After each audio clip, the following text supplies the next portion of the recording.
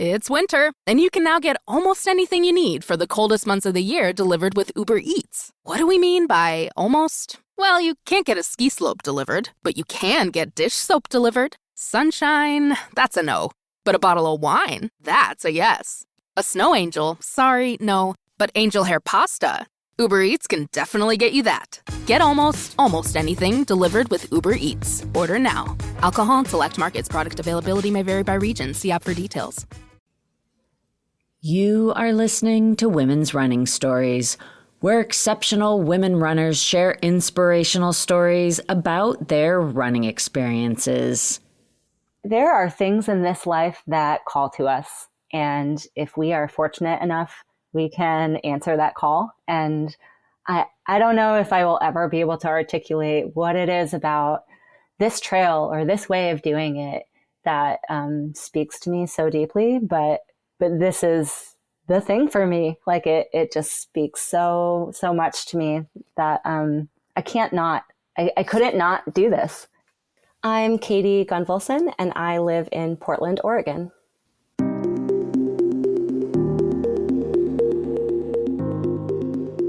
Yes, in this episode, you're going to hear from Katie Gunvalson, who did follow a calling, and that was to run the entirety of the Pacific Crest Trail, also known as the PCT.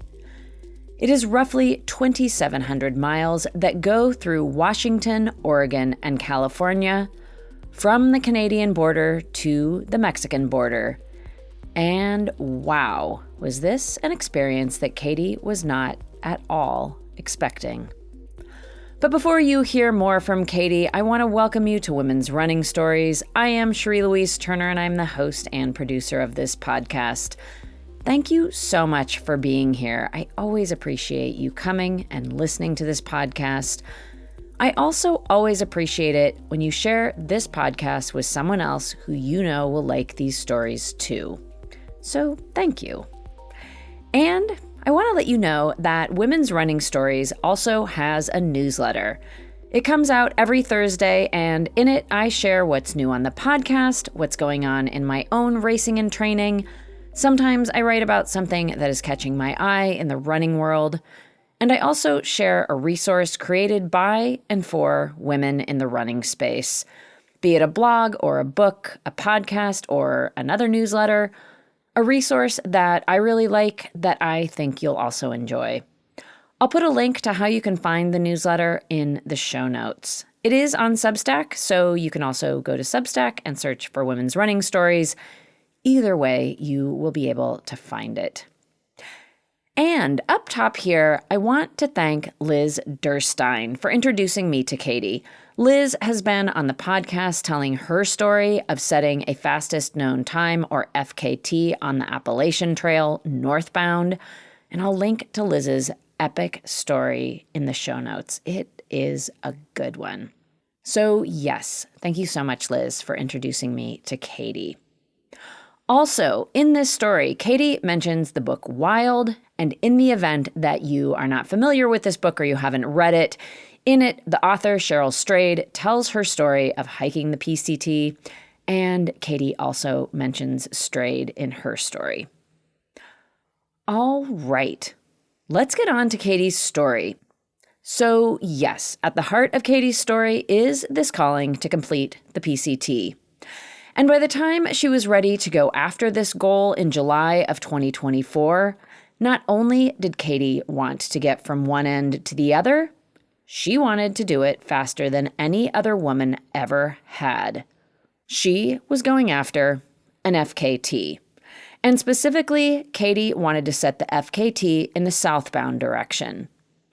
The time that she was going after was set by Jessica Pekari, who, in 2023, had taken 63 days, 7 hours, and 31 minutes to go from the Canadian to the Mexican border. A little bit about the PCT, just to give you some context. True to its name, the Pacific Crest Trail follows the crest of the mountain ranges between Canada and Mexico. Beginning in the Cascade Range, it goes through the Sierra Nevada, and then on through the desert, which also features a lot of mountainous hiking, to the U.S.-Mexico border. So the terrain and the conditions, they vary a lot from Canada to Mexico. This and the numerous other variables that present themselves when anyone is going after a huge challenge like the PCT was something that Katie was prepared for. And she also knew that there would be things that would come up that she hadn't expected. Very early on, though, there was one challenge that presented itself that she really hadn't anticipated. And it would cause Katie to very deeply consider the real purpose of this journey. So let's get to it. Let's hear from Katie Gunvalson about her PCT adventure and everything that went into her going after this FKT. Beginning with when Katie first started considering traversing the entirety of the Pacific Crest Trail. Here to tell her story is Katie Gunvalson. Yeah, I have been dreaming about the PCT for almost 10 years. I first learned about the trail by reading the book Wild, like a lot of other people. And at first it was just this totally wild thing that I didn't even know it existed. And I thought Cheryl Strayed was nuts. Like I thought I would never, ever even dream of doing something like that. It was so far outside of anything I had done before or even wanted to do. It was just this really wild thing that I learned that people could do. And over the years, it just kind of stuck with me. And I kept coming back to it as something that I was interested in, but not something that was really for me. I didn't grow up running or playing sports, in middle school, high school, college, anything like that. And I always loved running around outside as a little kid. I loved drawing with chalk on the sidewalk and climbing the trees and running around the backyard. But I was in a family that wasn't necessarily very athletic. And so instead of being pushed into sports, I was pushed into things like music and art. And that was great. But it was pretty obvious to me that I needed an outlet for my energy and just other things. And so I didn't run or play any sports, and instead I had quite the opposite experience. I struggled with a pretty severe eating disorder throughout middle school, high school, college. In college, I was actually removed from school and had to be hospitalized several times. And it was a really dark period of my life and really had me on a downward spiral for a long time. But after college, I moved halfway across the country and I really wanted to start over. I didn't know how to move past everything that I had experienced in childhood or throughout schooling, but I wanted to try. And so I moved somewhere that I didn't know anyone or have a job even, and just tried to start over. And I met a friend and she ran marathons, and I had never even heard of that before. And she described it as this ultimate physical human challenge. She's like, you lose your toenails and you poop your pants, and it's just this like really hardcore endeavor. And I was looking for something to change my life, honestly. And I didn't know if running could be that thing, but I was intrigued for sure. And I just thought, I have to try that. And so I signed up for a marathon and pretty much started running the next day. And I didn't realize it at the time, but running really changed my life. And it evolved into this really positive thing that I could do with my body, and empowered me in so many ways, gave me confidence, connected me to community. It just really brought so much into my life that I had been missing. And yeah, it just turned into this lifelong thing now that I can't imagine my life without it. And I was a road runner for about 10 years, and I took marathoning pretty seriously, and I had this idea of the PCT in the back of my mind, but it was something that I thought I would have to wait until I was finished running to attempt. I thought through hiking would totally mess my body up physically, and it would end any sort of running goals that I had. And so it was just this thing on the shelf in the back of my mind.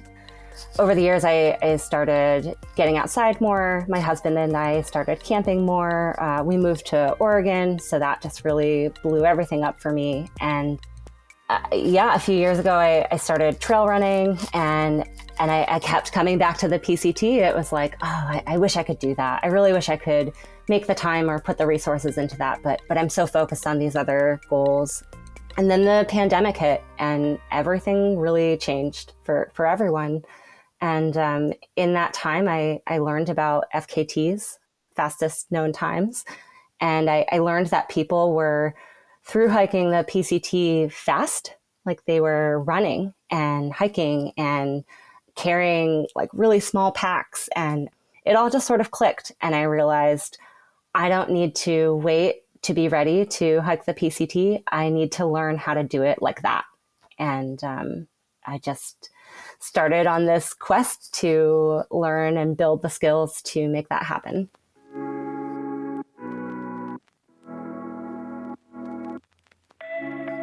I had a lot of trial and error. I had attempted a few other shorter FKTs and some other multi-day long distance hikes, and honestly had a lot of failure in those things. And each time had to kind of step back and figure out what I didn't know and what I would have to learn and do better and improve upon. And I think the thing that really gave me the confidence to go for the PCT was my thru hike of the Arizona Trail in 2023. It was my first real thru hike, and that trail starts in Mexico and goes all the way to Utah. It's about 800 miles long, and it's all desert terrain, so completely different from where I live in the Pacific Northwest. So I really treated the Arizona Trail like a learning experience. So I did go out there by myself and intended to hike the whole trail alone. But I also was scared, and it was a new thing for me. So I had a couple friends meet me while I was out there to spend a few days with. So that kind of broke the trail up and also kind of relieved me the anxiety of like, oh no, I'm going to be alone for such a long time. But some of the challenges that I anticipated and that did ultimately come up were things like water. The water on the Arizona Trail is notoriously disgusting. You're essentially drinking out of cow ponds. Like, I mean, just filthy, not fresh water at all, like no running water anywhere.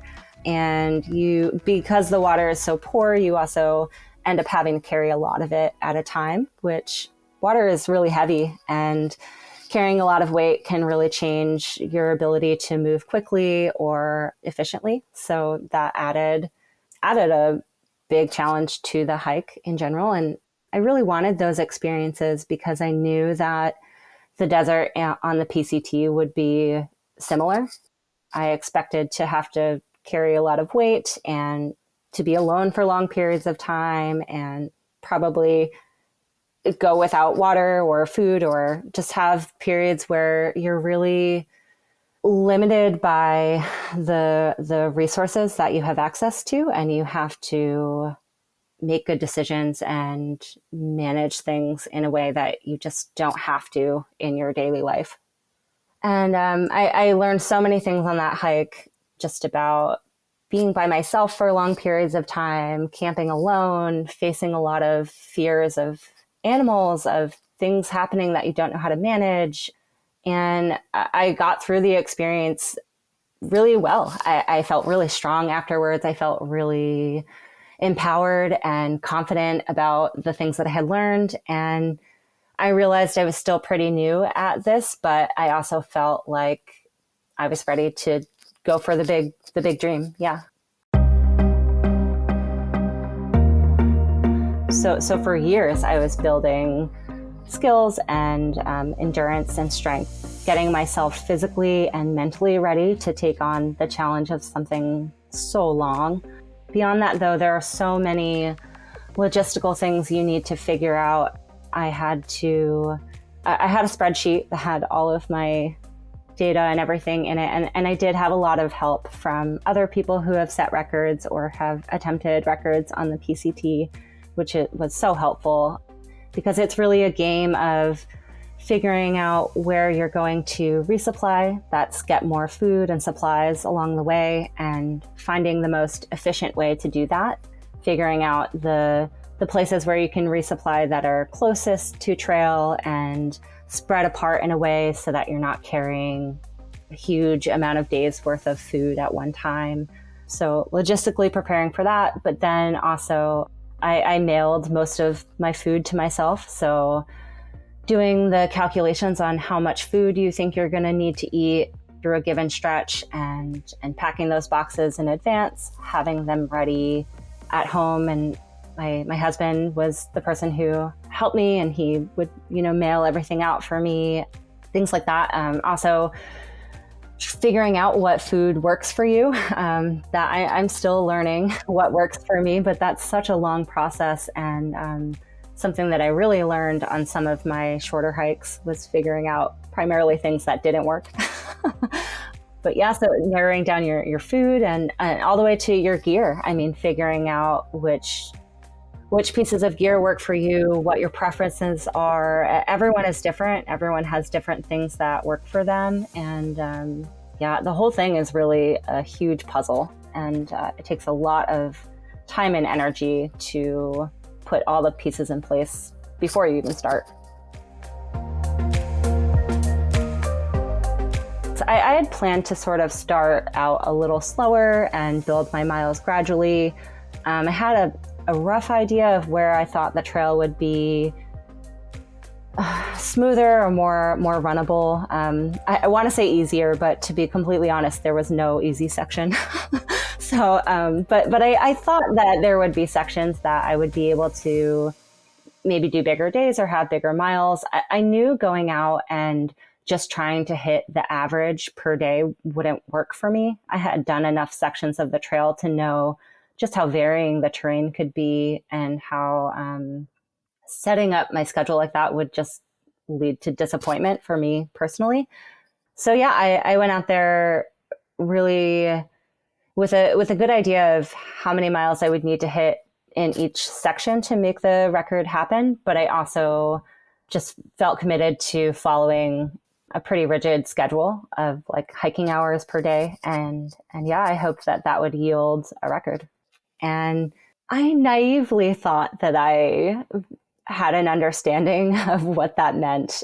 I had done these other hikes in practice and had an idea of what a 14 to 16 hour day felt like. I had done some other things that were much longer. So, I had an idea of what it meant to be on your feet for that long every day. But doing the thing is so different, right? And doing it day after day after day is so different. So while I was in it, it pretty quickly became, focus on the day you're in, take it day by day, mile by mile. The task of getting all the way from one end of the country to the other was so enormous. It was impossible to think about the whole thing, especially from the beginning. You're so far away and it feels like you'll never get there. I mean, I think I felt like I would never get there up until the very end, until like the final 12 hours. I thought I'm never going to get there. So it was really a practice of staying within myself and like being in the moment and mile that I'm currently in.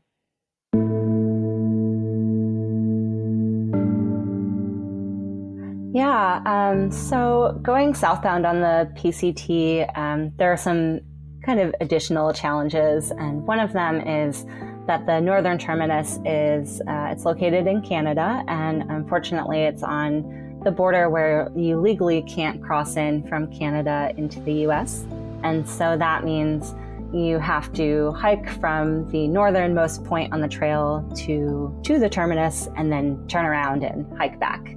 And that northernmost point is called Hart's Pass, and it's the last trailhead before Canada, and it's 30 miles south of the border. So in order to start my hike, I had to hike 30 miles north, tag the border, and turn around.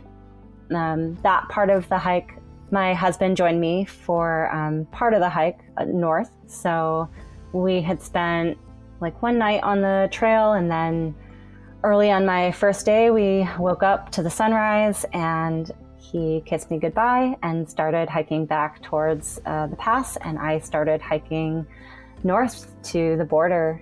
I've done that section a whole bunch of times now. I think was my fourth year in a row going up there. So I was really familiar with the terrain and where I would be going leading up to the border. And I was just filled with so much anticipation and excitement and nerves. And I had no idea how everything was going to unfold. I had spent years waiting for this opportunity, and I just really wanted to know how it was going to unfold, like what was going to happen. So that day I hiked north and tagged the border. It was about, I think I touched it at 2:43 in the afternoon, and started making my way south. And from that time on, that meant the clock was running. Whatever record attempt there was starting then. And I was terrified. I was so nervous about what I was getting myself into. I didn't know if I could cover the amount of miles in the amount of time that I wanted to. I didn't know what was going to happen, but I had to try. So that evening, as I was hiking, I got like a weather alert that there was going to be a lightning storm that night. So I kind of adjusted my plans of where I was going to camp that evening. I originally planned to go a little bit further, but I knew that the site was really exposed and high up on top of a mountain, basically. So I decided to stay a little lower and in tree line so that I could be safe from any potential lightning strikes. And that night there was a pretty bad lightning storm, and unfortunately that storm set off a whole bunch of fires throughout Washington. And in the morning, I woke up before sunrise and started making my way south. And by the time I got back to Hart's Pass, which is that trailhead where I had started from the day before, there was a forest ranger and a trail representative there. And it was clear to me in that moment that I wouldn't be allowed to continue going forward on the trail. They had closed the next section. They had closed the roads leading into the next section. And it was just the start of an entirely new adventure, and unfortunately meant that any sort of record attempt was over then and there.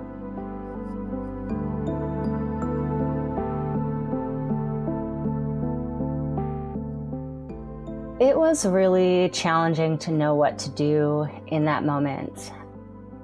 I had waited so long to go after this goal of the record, but at the same time, the record wasn't the only goal.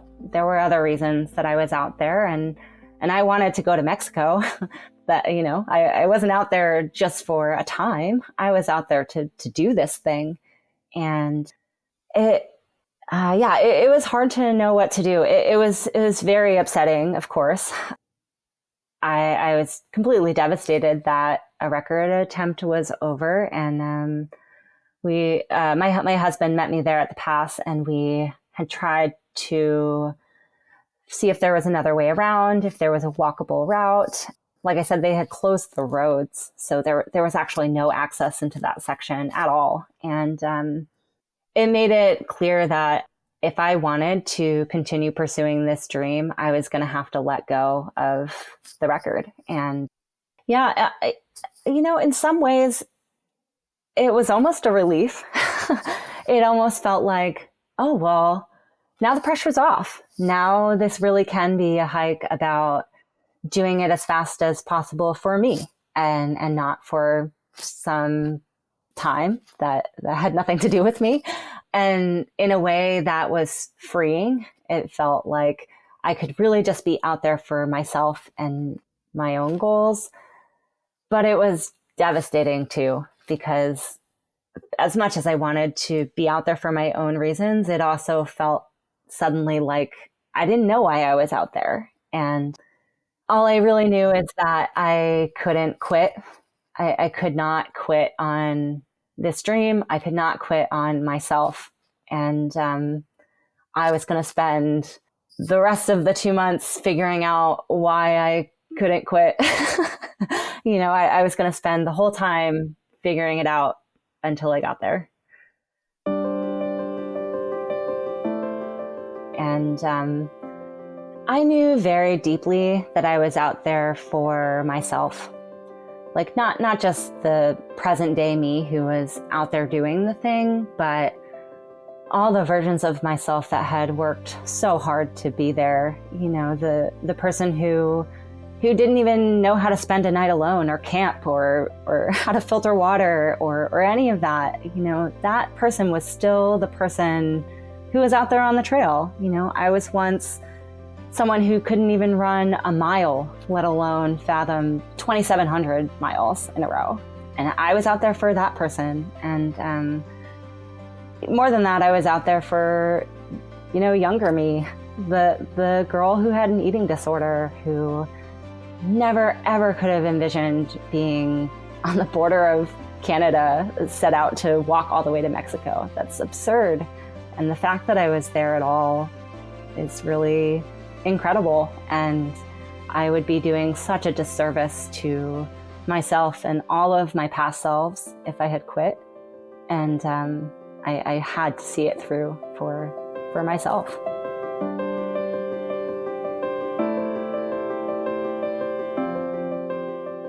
For as difficult as this hike was, it was also incredible. It really had so many great moments. But a moment that really sticks out for me was really close to the beginning. I was really fortunate to have my husband's support through the first month. So he was able to meet me at roads, and sometimes we could camp together, and he would just really offered so much moral and emotional support. And up in Washington, everything was chaotic. I was really struggling to figure out my reason for continuing on with the hike, knowing that there was still so much left, and I had already had to completely pivot from the goal. And one of the days in the first week, he just really pushed me to go for my biggest day yet, and that was a 45-mile day. And I had gone through sections that were really challenging in years before when I had hiked through there, and I didn't know if I could do it. I had never done that type of mileage consecutively, like after so many days in a row. And on this day, I was really motivated to just see if I could do it, and spent a lot of time running and just really pushed myself. And by the end of the day, I was running into the sunset and knew the daylight was ending, and I really didn't want to turn my headlamp on, so I was determined to get to the road where my husband was before the sunset. And it ended up being where I was just literally running into the dark, running down this big hill, and finishing my biggest day of the hike so far. And he met me at the road, and he was just like, "Oh, you're running in the dark. I thought there was an animal coming. I didn't know what was happening." And I ran in, and I was just so elated. Not only had I done this huge day coming off of many back-to-back big days, but I had finished it running, literally running, and feeling amazing physically. And it just was this moment of realizing the record attempt was over. I couldn't go for that anymore.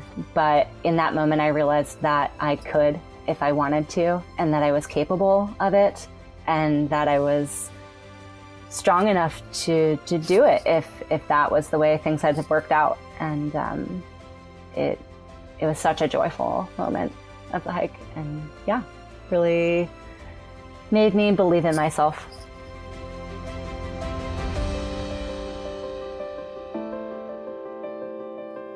And I learned that I can take on any challenge that comes my way.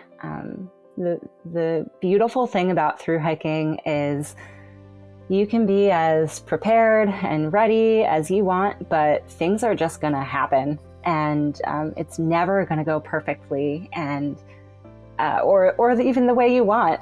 And you just have to meet those things as they come. So, the fire closure, of course, that was an enormous challenge that I had to get through right away. But even beyond that, spending my days alone, struggling with fueling, not being able to eat for weeks, and just subsisting on liquid calories and gels, like runner gels. That was so difficult. And overcoming those things and coming out on the other side and suddenly being hungry and being able to eat my food and, get a resupply and eating the whole thing. Like getting to my next resupply with no food left in my bag was so exciting because it meant that I had figured it out. I had worked the problem. But the lots of other things that I couldn't control at all, like weather and storms. I hit a snowstorm in the Sierra. It forced me to take a whole day off where I had to hunker down and just stay in place, because if I had continued hiking, I could have gone hypothermic, and there was no reason to put myself through that. And I had plenty of bad days on the trail, plenty of bad days. And one of my worst days was towards the end of the hike. I think I was in my final week.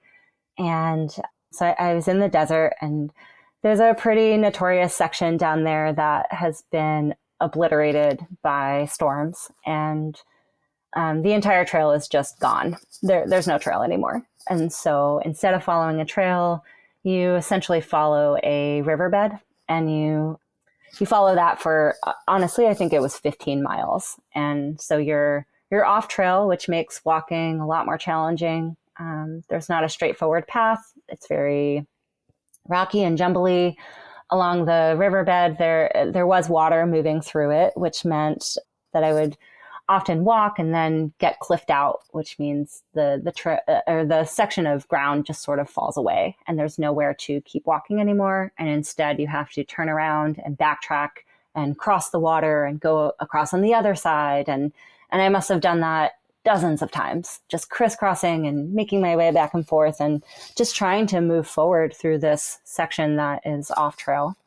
Conveniently, on this day, there was also a pretty bad thunderstorm. And I had hoped that I would be through the worst of the off-trail section by the time the storm arrived. But of course, I arrived into the section exactly when the storm arrived. And this huge dark cloud was on top of me and just opened up and downpoured very, very intensely on top of me. And the only rain gear that I had was an emergency poncho, a piece of plastic.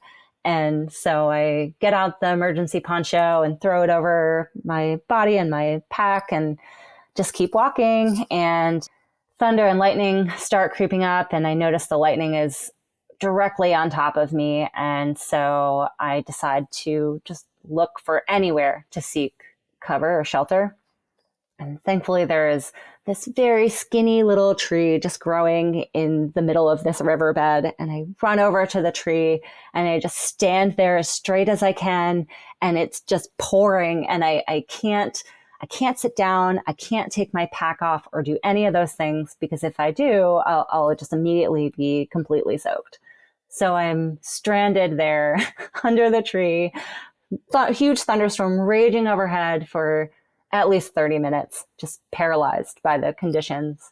And then eventually was able to leave that spot and keep making my way down this riverbed. The storm made the water raging just super fast and deep, and now no longer clear, but muddy and cloudy. So I'm crisscrossing the water without really knowing how deep it is or what it looks like on the bottom. And the whole thing was just harrowing. And every second was just spent with like full focus on what I was doing, and just mentally thinking about how even in these really dark and horrible moments, like time doesn't stop. And no matter what, I will have to go through this. Like I eventually will get to the end, like eventually this will be over. And it sounds really dark to me now, but it was the most peaceful thing that I could think of. And the only thing that really brought me relief in these really tough moments was the thought that eventually it would end. And yeah, it was very intense. Eventually I made it out of the section. Eventually the storm let up, and eventually I got back onto like smooth, beautiful trail again. But that's really how the whole hike went. There were so many moments that were so intense and difficult, and then they would kind of fade and it would be okay again. And it would ebb and flow the whole time. And a through hike is really just about going through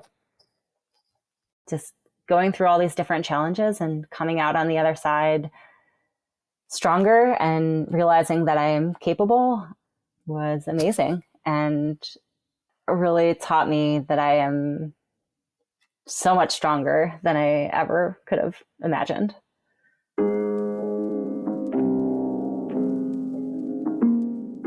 I had always planned to really go for it once I got to the desert, which meant if I was feeling good physically, I really wanted to push for bigger mile days. I wanted to hike longer hours, do more night hiking. I just really, based on how the rest of the hike had gone, I really wanted to push myself in the desert physically. And I got there, and unfortunately there were 2 more fire closures, which really changed everything for me. It changed the mileage that I hoped to do each day. It changed my timeline. I had to rebook my flights multiple times. It was a whole mess.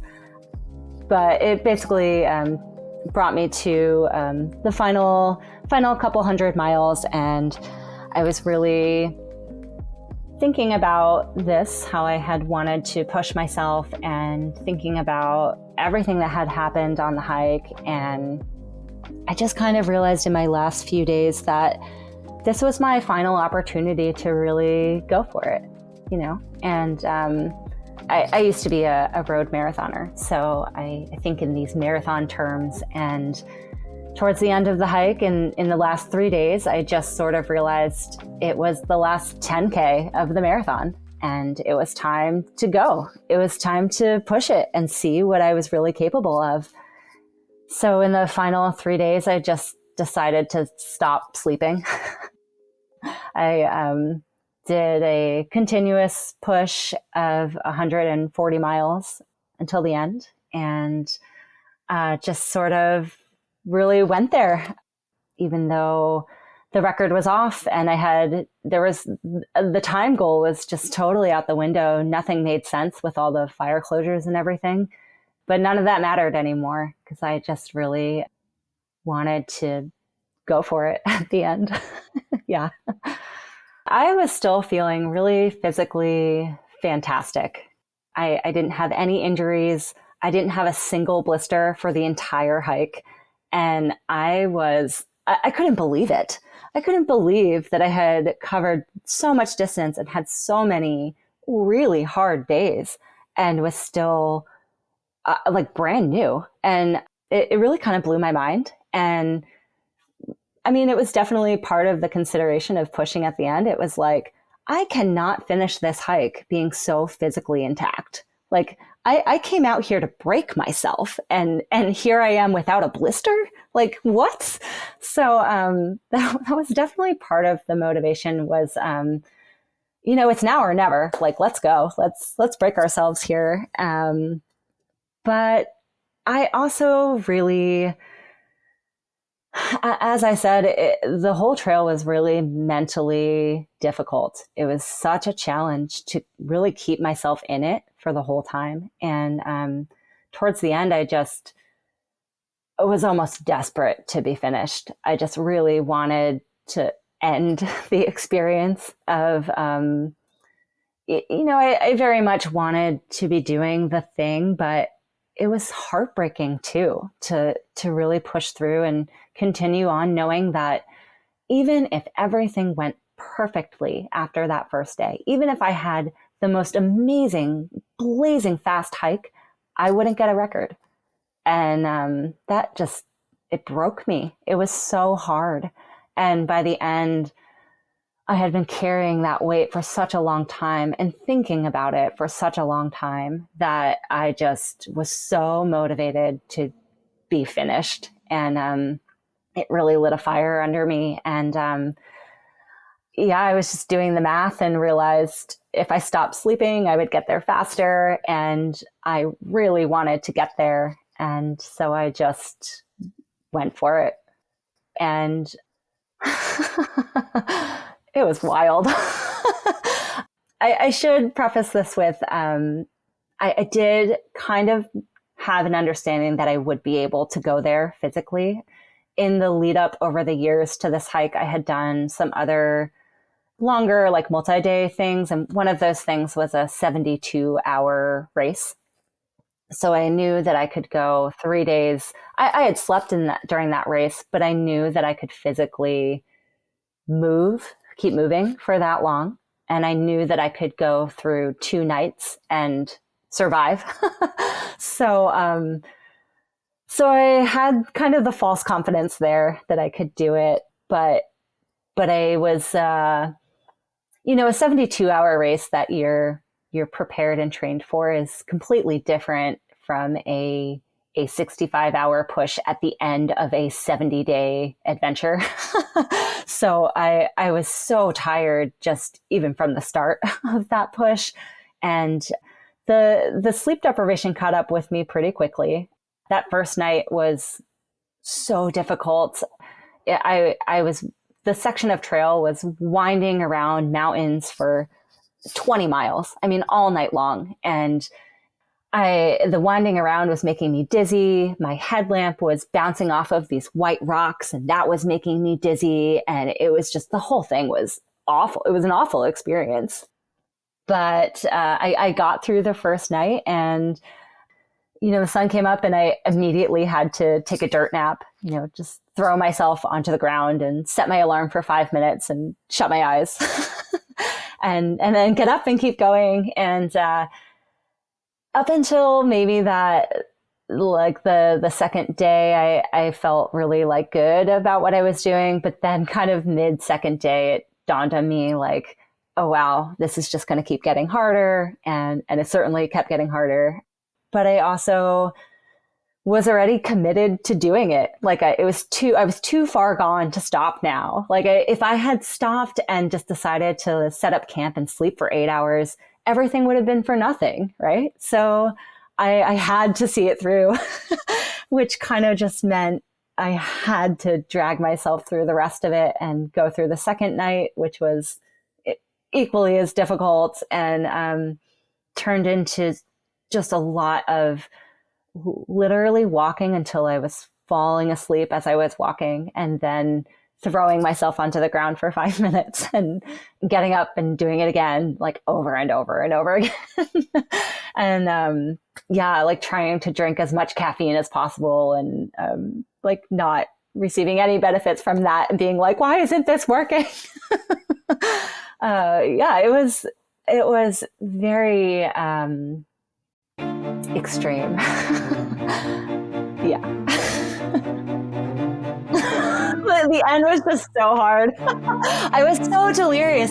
Oh yeah. I mean, so at the end, like the final 15 miles was on the elevation chart. It looked like I was going to be going downhill for a while, and I thought I would be able to run. And I just had such a different idea of how it was going to go.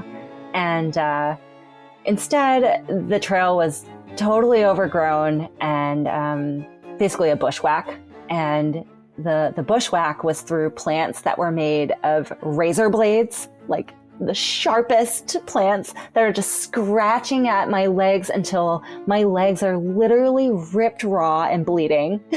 I'm like pushing through these plants, and I am delirious, right? I haven't slept in almost 3 days. And I'm just like so desperate to be done that I'm pushing my way through the plants, and I'm so exhausted, and I'm sobbing. I'm so upset, and I'm out loud, literally screaming at the mountain, like begging for it to be over. Just like, where's the end of the trail? And really just losing it completely. And to the point where in the final mile, even in the final mile, I didn't know if I would get there. It was just so, I thought I was like, I'm going to have to crawl on my hands and knees. I don't know how I'm going to get there.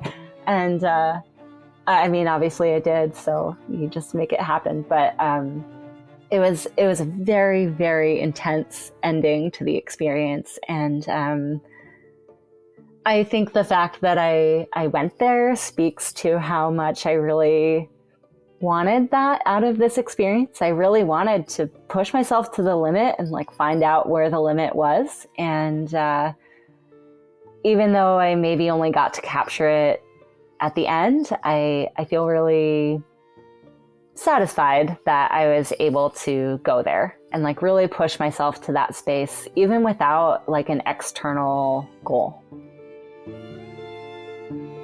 And I'm still processing what I even did. But over the months, it's been really great to be able to talk about the experience with people, especially other record holders or people who've attempted records, who can really relate to the experience of not only going after such a big thing like this, but also understanding what it feels like to not have it go the way that you want. And I've found a lot of validation in conversations like that, and I'm starting to really understand what I accomplished and how it fits in with everything else. But I think I'm coming out of it feeling really positive. I think it really has shown me things that I am capable of, and that I'm definitely capable of more. I feel really excited to go after more goals like this. I feel excited to chase other records. I've had other experiences and shorter record attempts in the past, and a lot of those ended up in failure. And I usually came away from them feeling like, oh, I guess I just can't do this, or other people are better than me, or this isn't for me. And this experience has really shown me that I can, and that this is for me, that not only does it seem like I'm good at this, but I love it too. And I feel so excited to explore that more and find out what else I can do. It's really opened so many doors for me, and I can't wait to find out what I end up doing next.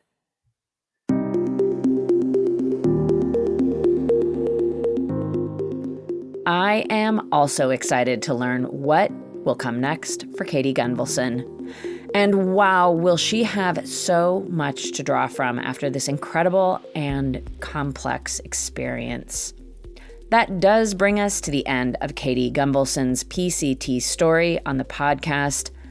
Thank you so much, Katie, for coming on the podcast and sharing this epic story. And congratulations.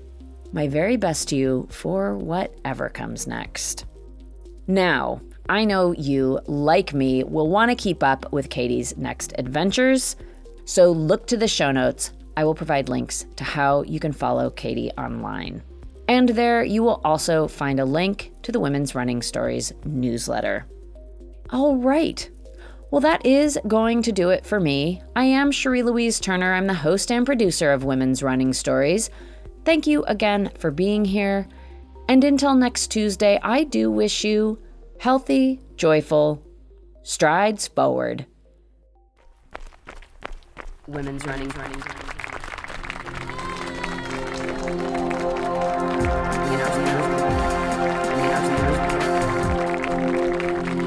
Women's Running Stories.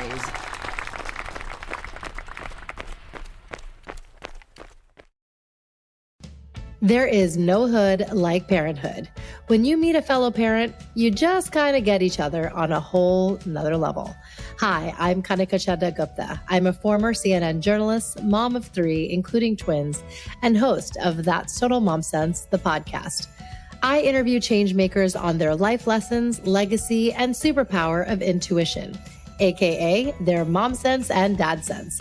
I've had some pretty amazing parents on my show. Hey, what's up? I'm Kelly Rowland. Hi, this is Chelsea Clinton. It's me, Bobby Brown. Can't wait to share my story. Episodes release every Thursday. Subscribe wherever you listen to podcasts and on YouTube. Join my tribe at thatstotalmomsense.com and follow me on Instagram at Kanika Chadda Gupta. I'm thrilled to be on this journey with you.